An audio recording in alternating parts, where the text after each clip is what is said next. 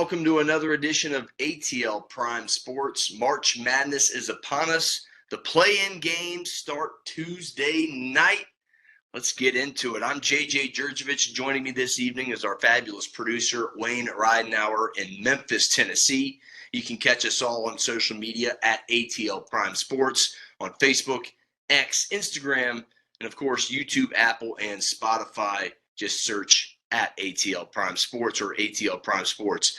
Personal Twitters or X's at JJ Get You One for myself, at RWY Jr. for Wayne, at Corder Todd for TC Todd Corder, who is supervising some umpires tonight, and Larry Gardner at LG for real though, who is at Rome Emperor's Orientation. So busy day. And Wayne, how you doing, man? Well, I'm doing pretty good, but since my Memphis Tigers got knocked out of that tournament, my attention has now swung towards the UFL, and the Memphis Showboats will be opening up the season versus the Houston Roughnecks, and I believe it's March 31st. Yeah, spring football, the two big ones merged into one league and should be very fun. I'm doing well. It's time for our ATL Prime Sports 2024 Bracket Challenge. Join us for free on ESPN.com's Bracket Challenge. Just search ATL Prime Sports 2024 and fill out your bracket today. The play-in games, again, start tonight. So get your brackets in and try and beat the ATL Prime Sports guys. Link will be posted on the YouTube show, so go look for that as well. What's on tap? March Madness obviously is underway. Who will be the last one standing of the 68? We'll break it down here, and then we're talking Dirty Birds with Will McFadden from the Falcoholic. And getting right into it, we talked to Will McFadden, friend of the show, contributor at the Falcoholic. He joins ATL Prime Sports. Will, thanks for joining us. How you doing tonight, man? I'm doing well, JJ. Thanks for having me on. Wayne, great to see you. I'm excited to talk some Falcons football with you guys. Yeah, it's great. Lots of moves, lots of money to spend for the Falcons, and it's been, refreshing to see the team make a lot of moves, and that's where we'll start. We'll keep that for. Your mock draft, your third mock draft just came out, so we'll table that discussion. But I see you have the Falcons trading down and still getting a solid edge rusher in your latest mock drafts. Give us the highlights of that third mock draft you did on the Falcoholic, starting with the Falcons. Yeah. So, I always approach mock drafts as a little bit of, just more of a thought exercise, because it's impossible for any of us to predict right now what 32 teams are going to do. I don't even think all 32. I would be surprised if, maybe one, Chicago, knows what they're going to do. They're about it. Yeah. I think any team right now still doesn't have a finalized thing. So that's just a little bit of a caveat to the way that I approach mock drafts. It's, again, more of a thought exercise, just different scenarios, how they could be played out. So in this one, the reason that I had the Falcons ultimately kind of moving back, it had more to do with the Chargers. And I was kind of like looking at it from their perspective, going through each team and trying to get into their mindset.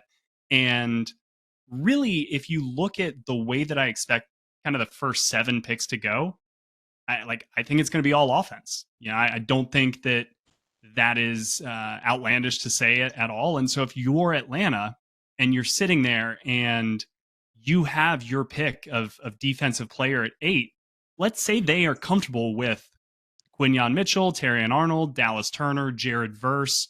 That's 4 players right there that are very good. If you're honestly like, they would be ranked in some order, but if you feel like any one of those guys can be an impact player and you get an offer, and in this case, the Chargers moved back to 11 and then they jumped back up to 8 as Rome Odunze fell, and I had them kind of moving back up to go get the receiver. Atlanta would drop behind Chicago in that scenario, which would be a little scary because I do think they could go edge rusher. And if you're sold on Dallas Turner, if you're sold on Jared Verse, stay there at 8 and pick them. In this draft, I have them taking Dallas Turner at 11. I think that if you're the Bears, Jared Verse may be a little bit more of a fit in that 4-3, whereas Dallas Turner, as kind of that 3-4 edge rusher, outside linebacker type, that's where I think he's a little bit more of a fit here in Atlanta. And look, that's not a surprise. Like, Dallas Turner has been linked to Atlanta a bunch. He would add some serious juice off the edge. And if you look at what Raheem Morris did last year with the Rams and with a guy like Colby Turner and young players on that defense, really got the most out of him. And he is a player's coach. Players love Raheem Morris. So I do think that the way free agency has unfolded, a lot of receivers, you obviously got the quarterback figured out. It is setting up very nicely for Atlanta to go defense at number 8, or, as I showed in that mock, they could maybe take a small jump back. In this case, I think it netted them a second round was kind of the highest extra draft pick that they would have gotten from LA there. But I think a lot of options are on the table for Atlanta in this draft. Yeah, I agree with you. I think Dallas Turner's the guy to go because of his versatility, the way he was coached at Alabama, who coached him at Alabama, and championship pedigree there. He can put his hand in the dirt as an edge. You could develop him on that defensive line, or heck, you could really even put him in the outside linebacker position. That's how he started out at Alabama. So I like that pick a lot. That's who I'm high on. I like Verse out of Florida State as well. I had this discussion on Facebook with a friend of mine who's a Florida State guy. I said Dallas Turner. He got mad at me. I go, look, man, they're both elite. Okay, I'm fine with either one. I'm just saying I like Dallas Turner just a wee bit more because of that versatility. So going back to what we were talking about prior to the draft question, lots of free agent moves. Let's start with Kirk Cousins. News came out he's going to wear number 18. Why not number 8? Fill our fans in. I kind of thought that was it was setting up the charity talk, donating to Kyle Pitts' fund. I thought he was going to wear 8, but it just kind of shows you the leader Kirk Cousins is. Tell us your thoughts on that. I think Kyle Pitts is probably a savvy businessman and just raised that price tag on Kirk Cousins. He was like, wait, you want all of my $45 million guaranteed? Okay, well, I'm just going to take number 18 then. But I think there could be a little bit of goodwill and a nice gesture on Kirk Cousins. And this is purely speculation on my part, right? I'm just kind of connecting the dots, but I've been in those locker rooms. I know how, teammates interact. And when you are the new guy coming in and you have to earn that role as a leader, right? It can be given in kind of name, but in the locker room, you got to get the buy-in of the guys. And I do think that, like, obviously, I don't know how willing Kyle Pitts would have been or not to part from number 8. But if he didn't want to, I think it's a nice sign from Kirk Cousins to come in here and say, look, you and we're going to have a great rapport this year. We're going to have to be on the same page. We're going to have to work well together for both of our sakes. So I think that this shouldn't have been a sticking point. I'm glad that it wasn't. Ultimately, I think I'm glad that Kirk Cousins did come in here and kind of said, okay, look, like, that's your number. I got it. All respect to you. I'm sure that if he had really wanted it, again, like he said, financially, he would have made it worthwhile to Kyle Pitts. But I think it's a nice gesture and kind of a classy move from the veteran quarterback to come in here and say, let me not, ruffle any feathers, pardon the bird pun there, but just to kind of keep things smooth and, again, ingratiate yourself to the guys on this team that you're going to need to win over because you're going to need to win on the field with them. Yeah, I agree. As far as his puns go, I think you can let those fly anytime you want.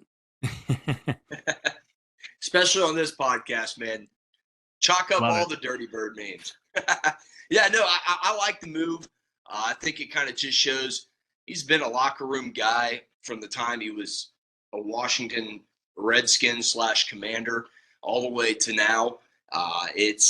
You've seen the videos on the airplane with the chains on and Justin Jefferson, and he's dancing. So he's a locker room guy. I agree with you. I think we're all free to speculate, and I think it's a great move. Good look coming in to wear number 18. The other tight end, Charlie Warner, brought in free agency. Just had Super Bowl experience, great blocker, Raven County guy, former Bulldog. Your thoughts on that free agent signing? Yeah, I think that it's an interesting one that definitely kind of raised my eyebrows a little bit, especially in the wake of releasing Jonnu Smith, which made a ton of sense from a cap standpoint. But when you looked at the Jonnu Smith release, yes, first and foremost, it made sense because you saved like $6.5 million in cap room there. But when you look at what this offense is expected to be, very heavy 11 personnel. I think the Rams ran like 93% 11 personnel last year, which was by far the most in the league. The Falcons, on the flip side, were the only team that used 12 personnel as their primary personnel grouping. So you're moving from a very kind of bigger tight end heavy, which partially I think they adopted because of financial reasons. They had to play a little bit of a different game than everybody else because they were very financially strapped. And so what is kind of cheaper out there on the market? Is it a blazing wide receiver who can run a 4.4, or is it a kind of versatile tight end who can block a little bit and then maybe you move him in the backfield? Like, that's kind of the route the Falcons went. Now that you are transitioning, you're going to bring in those wide receivers, which we've seen them do. And Jonnu Smith was a little bit superfluous. What I think is different about Charlie Warner is that he, first and foremost, is kind of regarded as an excellent blocker. And I think that you can live in a world where both Kyle Pitts and Charlie Warner are out there on the field together, which I know would be 12 personnel, but I wouldn't be surprised if the Falcons almost define that as 11 personnel. And what you do is you have Kyle Pitts and Drake London as kind of your two outside receivers. Maybe you can put either one of those guys in the slot as a big slot. And then you've also then got Darnell Mooney as kind of maybe your move receiver. He can also play in the slot. So there is still a lot of flexibility and versatility. But I think that Charlie Warner is mostly going to be here because of his blocking prowess. And you can almost have that sixth offensive lineman out there on the field. And then when you do want to go a little bit, smaller, quote unquote, even though you'd be keeping Kyle Pitts and Drake London out there, and they're certainly not small guys. When you do want to get a little bit faster, you pull him off the field.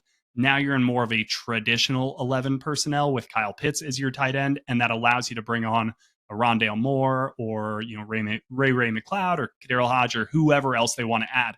So there's a little bit of versatility there, and you can use both tight ends together, even if you wouldn't necessarily define both of them as a tight end. But Charlie Warner is going to be your traditional, more inline wide tight end who primarily is probably going to be blocking.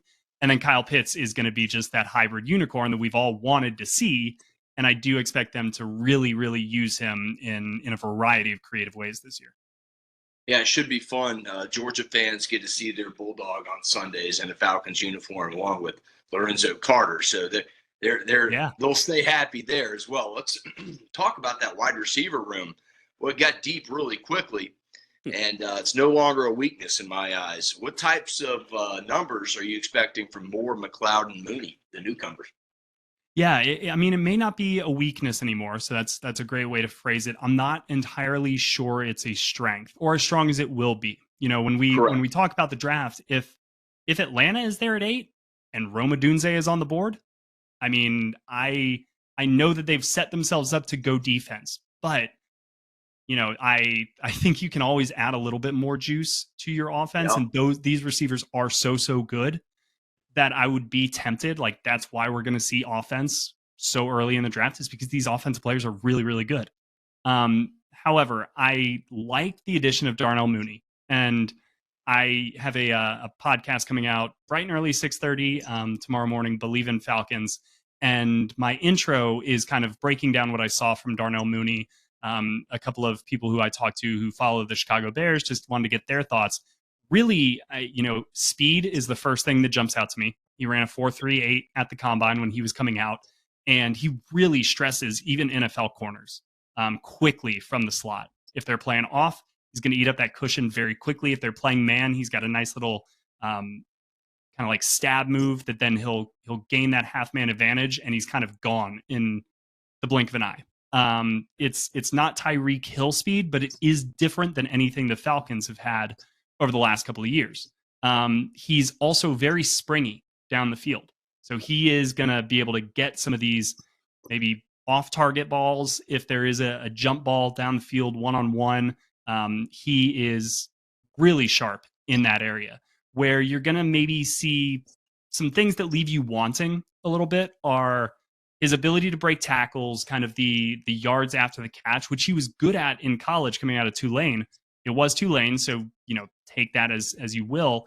But it wasn't uncommon to see him do kind of like the Odell Beckham, Antonio Brown thing, which is take a slant, boom, there's a crease in the middle of the field, and I'm just outrunning everybody 75 yards for a touchdown. He was doing that in college. He has not done that as much in the NFL, partially just because dudes are better, partially because he is not a great tackle breaker. He's just really good in the open field with that speed. I think you'll see him used a lot on the motions that the Rams like to use, that just kind of jet sweep motion. He did run a couple of wildcat plays and scored on one in Chicago. So there is a lot to work with here, even though he's coming off of a couple of bad seasons, one of which he sustained an ankle injury late in 2022 that I think, and a lot of people who follow the Bears believe, played a role in his lower output this past season. Also, he had head coach and offensive coordinator change. Sometimes that happens. Guys get left behind. And then DJ Moore was there last year. And obviously that bumps everybody down the pecking order. But I think Darnell Mooney will come in here and be almost, as long as they don't add anybody else, he'll come in and be your de facto number 2 receiver, but probably like your number 3 or number 4 in this offense, given that you also have Kyle Pitts and the Bijan Robinson, who's going to be taking away some carries. So I think in that role, he's awesome. He can hopefully be a little bit better than Van Jefferson, but maybe occupy that same type of role that Van Jefferson occupied in the Rams offense. In terms of the other two, Ray McCloud and Rondale Moore, I think Rondale Moore is obviously was acquired just for Desmond Ridder. And I kind of think for both teams, it was like maybe the change of scenery is just going to bring out what we thought these guys could be. For the Falcons, I like it a little bit more than for the Cardinals, solely because a wide receiver is going to see the field more than a backup quarterback. But don't let kind of Rondale Moore's slow start fool you. I do think his best days could be ahead of him as well. Obviously, we've seen the Cardinals' struggles over the last few years. It just doesn't seem like anything has really ever clicked there. Against the Falcons, Rondale Moore was targeted 9 times last season, so I'm sure that they got a nice look at him in that matchup. And then, Ray McCloud, just kind of another depth piece who offers some upside, does have some nice shiftiness. And I think you're going to be able to see all 3 of these guys running away from second-level defenders on these over routes, on these crossing routes. A lot of that stuff that we're probably going to be seeing a lot more of now that Zach Robinson is here. You're listening to Will McFadden right here on ATL Prime Sports. You can find Will on X at Will McFadden, WILLMCFADDEN. That's Will McFadden on X. And you can find his stuff on The Falcoholic. They're on Twitter at The Falcoholic. Let's go ahead and switch over to the defensive side of the ball. They did re-sign Kentavious Street after acquiring him via trade last year. A depth move, but I feel a really good depth move. Guy that can get you snaps throughout the season behind Jarrett. So your thoughts on the re-signing there and the overall defensive line? I mean, I've been telling this to everybody that'll listen. Look, the Falcons didn't have Troy Anderson, who came on last year pretty well. They didn't have Grady Jarrett. A.J. Terrell was hurt a lot of the year. I think this Falcons defense finished right there at, 10 in overall defense? I see a lot of the same. I mean, it's the NFL. I don't care about an easy schedule or what. Everyone's good in this league. So your thoughts on Kentavious Street re-signing in this defensive line? Yeah, I think Kentavious Street, it was interesting. It wasn't necessarily on my radar, I think, when the offseason started and I was looking at who could they bring back. Most of that is because I believed he was brought here because of the connection with Ryan Nielsen, who he had worked with in New Orleans. And then they obviously trade for him to bring him down from Philly in as kind of a depth piece, but also, the Grady Jarrett injury, and they needed some numbers there. LaCale London getting hurt as well. I would expect that he kind of is going to fill that same role. But what is interesting is in talking with Dr. Chow earlier today, I was asking him about Grady's ACL injury, and he was wondering if, Grady would be ready to start the season. Obviously, I have no idea. We haven't talked to Grady. We don't know what his timeline is or the team or anything on that. But if one of those guys, if Grady Jarrett does have to miss 4 games to start the season or what have you, then Kentavious Street makes a bit more sense because he is somebody who you would feel at least better about serving in kind of that interim role as a starter. But mostly, I think he's coming in to be kind of that primary depth guy for David Onyemata, for Grady Jarrett in that 3-4 look. I saw Josh Kendall say that on Twitter, kind of quote tweeting the news, saying that he could plug in the middle there. I didn't know if he took that to mean like nose tackle in that 3-4 look or just like in the middle, meaning down in the interior of the trenches. I don't see him as kind of that nose tackle body because I think he's like 290 pounds or something. I think you're looking more for like a 320-pound guy, 330-pound guy in the middle there. So that is why I think he's more that end tackle hybrid. Maybe you get him standing up sometimes, but mostly he's going to be in hand in the dirt, 4-eye technique, and kind of a depth piece. Yeah, my final question, it's got to be about these tampering allegations. your thought on those? I mean, I was kind of like, my first thought was, man, Kirk, you kind of stepped in it here. Like as a veteran quarterback and somebody who has gone through the free agency process, yeah, you understand a slip of the tongue, but also, you know, not the great first impression that you want to make with the organization is to now all of a sudden get them investigated for tampering. I personally kind of, you know, like I don't mind a team checking out a player before they're going to sign him to a huge contract, right? And I don't get what the harm would be in having your team training staff talk to a free agent that you're actively pursuing. Now, obviously, the timing of it is where the rub is.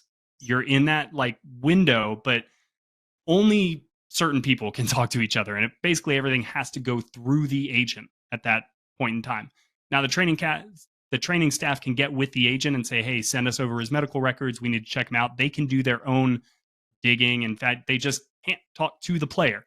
So because Kirk Cousins said that he talked with the training staff, that's where the issue is. In terms of what the penalty will be, you know, part of me thinks that the NFL should do just the common sense, smart thing and maybe say, all right, hey, like, don't do this again, but it's a 6th round draft pick. You guys are going to lose that, you know, what have you, and not be overly penalizing.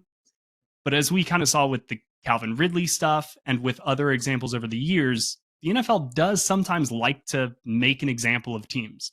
And because this legal tampering window or the legal negotiating window is relatively new, and that was always interesting when I was working with the team. It was like the team can't say anything and kind of can't even talk to those players until free agency begins. But everybody kind of knew that stuff was going on around, like at the combine, people are talking. Now, again, they may not be with the players themselves, but it's agents, it's all of that stuff. So then the league was like, since it's happening anyway, let's go ahead and give a 48-hour window here where people can talk to each other.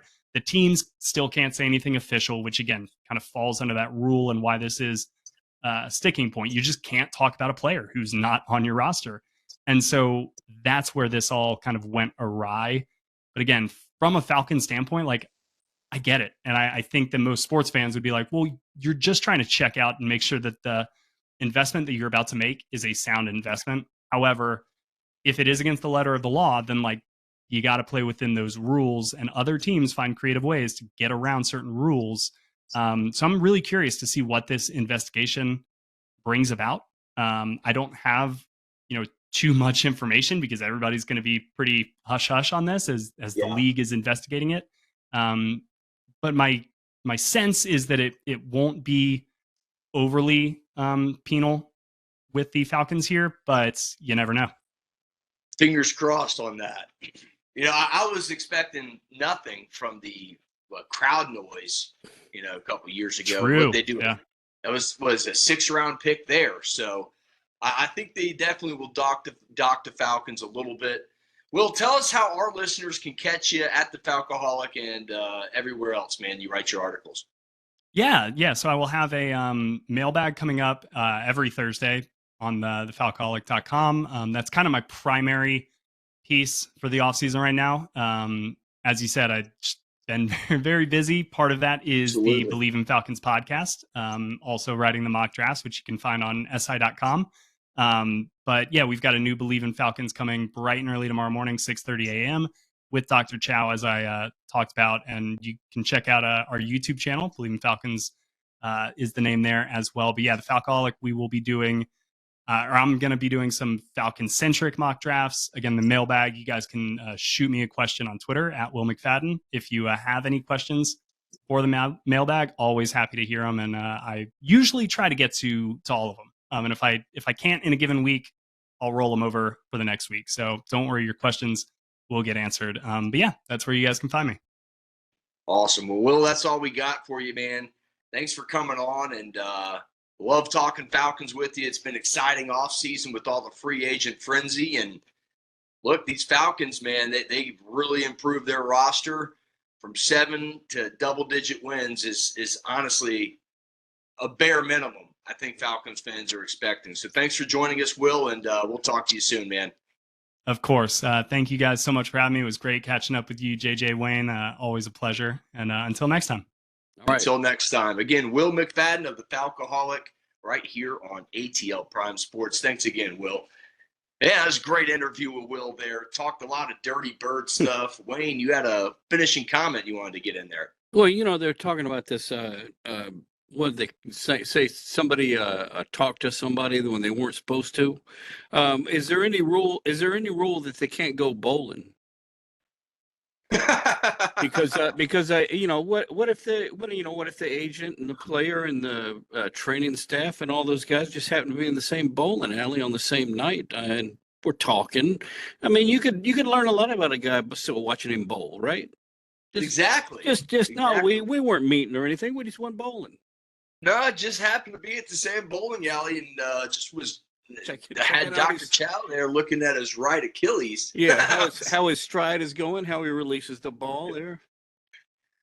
Oh, that's too funny. Well, folks, that wraps up our Will McFadden Atlanta Falcons talk. The number 16 and number 10 seed play-in games start right now, actually. They're on.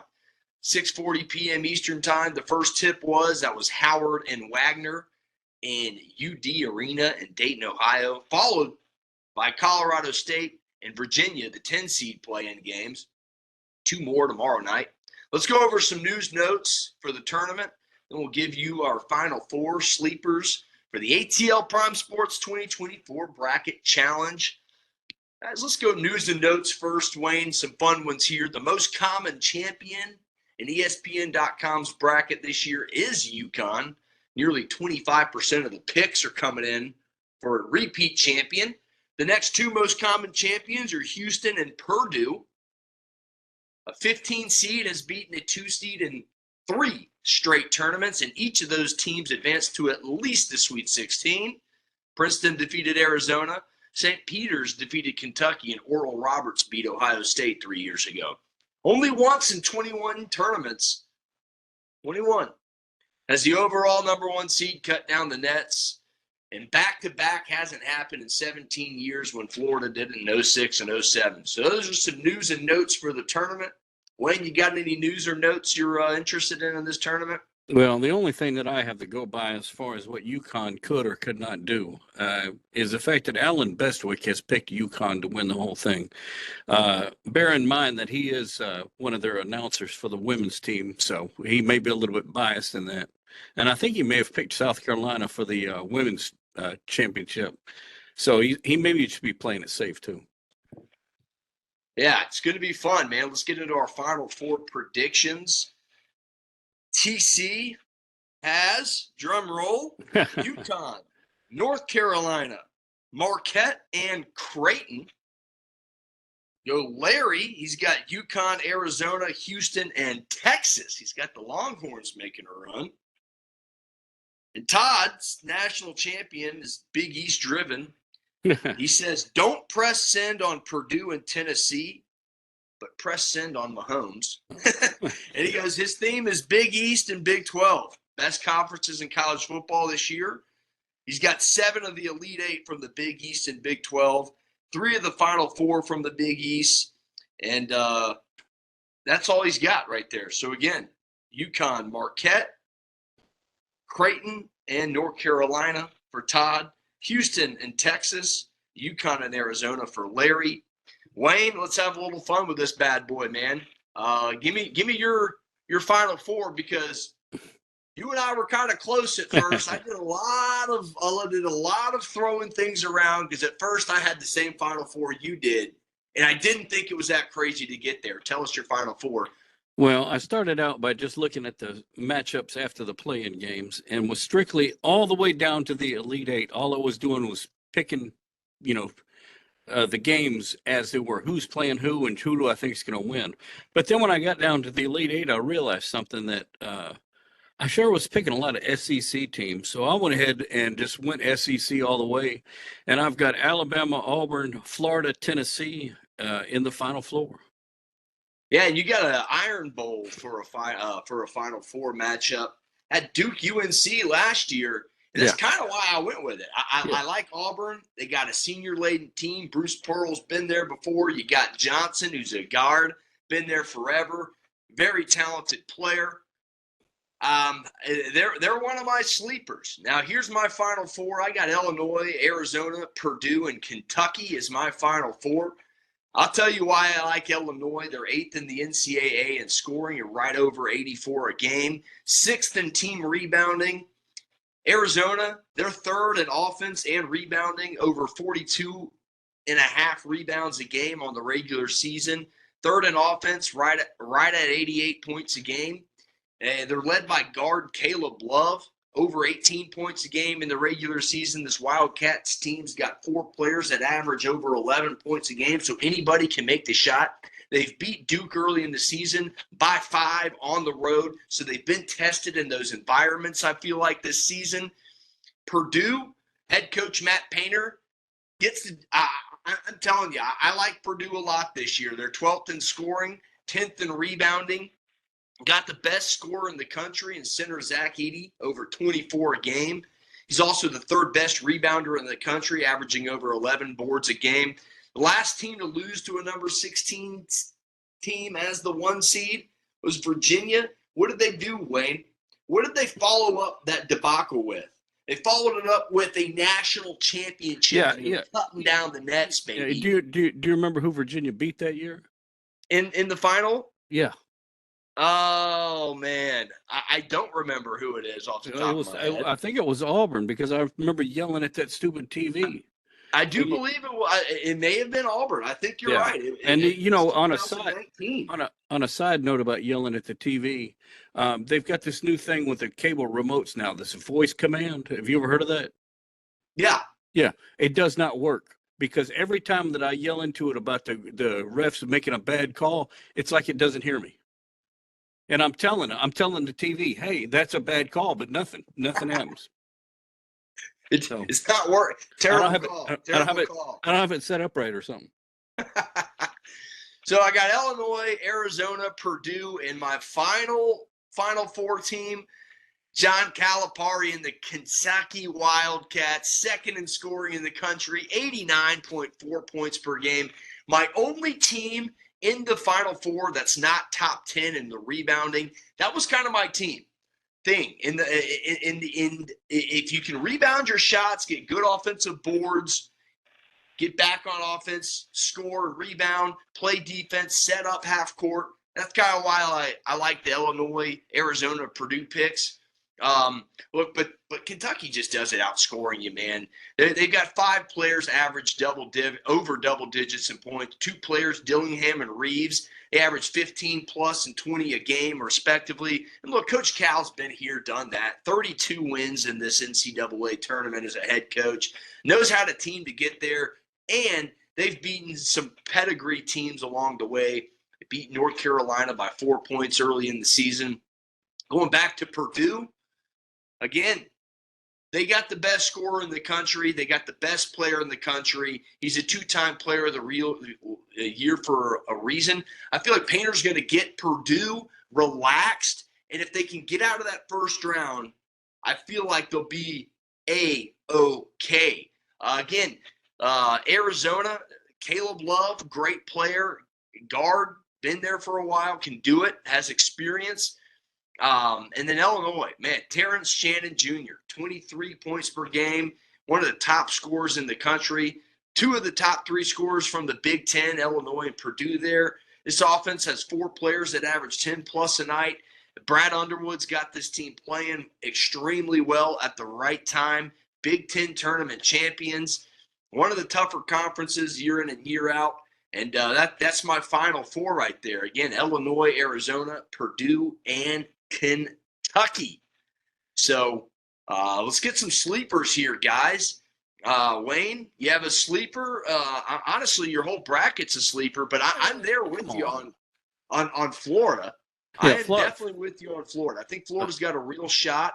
The best rebounding team in the country. That's why I like Florida in my Final Four at first, because they can get the board. They box out. They play some defense.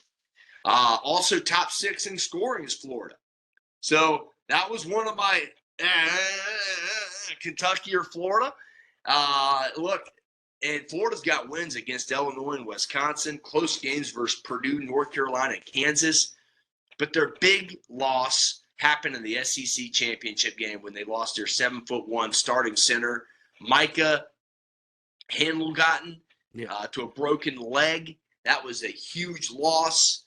Their head coach, Todd Golden, is young and promising, so they could make a deep run.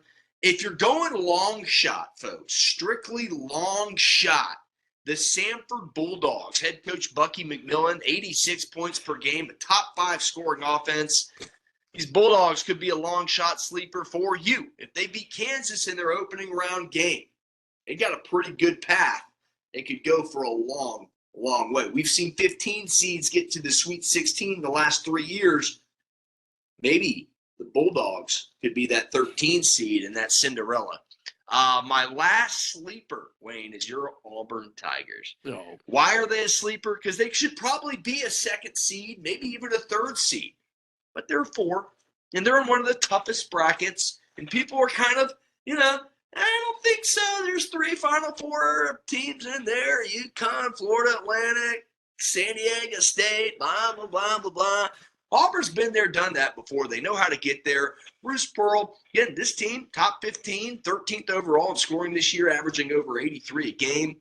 And look, this team, I had to go double check it and triple check it, because every game they won, -1, it's by double digits this year.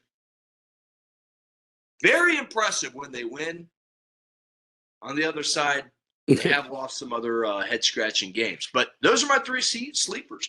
The Bulldogs from Samford, the Florida Gators, and the Auburn Tigers are my 3 sleepers. Wayne, you got any sleepers for us, man? Well, I'm just going to have one overall sleeper, and that, of course, will be Florida. I think they're going to overcome their problem, with the injured player and be able to carry on fine. And the first round upset that I see happening is going to be James Madison beating Wisconsin. But that's the only upset that's going to happen in the first round. Yeah, the 12-5 matchup. Yeah. No, I went with Wisconsin. I did originally have that. My 12-5 upset, I got UAB. UAB upsetting San Diego State. Andy Kennedy, former Ole Miss coach. Well, I'm not sure I'd call. I'm not sure I'd call earlier in the season. Yeah, that's only an upset because how they had them ranked. But Andy Kennedy's squad is outstanding, and I didn't really look at that as an upset. I just picked them because I knew that UAB was as good as they are. Yeah, and I just like the 12-5. You got to have one. You seem like you got to have one of those 12-5 upsets every single year. Guys, it's March Madness. Remember, please go to ESPN.com, bracket challenge, search ATL Prime Sports 2024, and join our bracket challenge.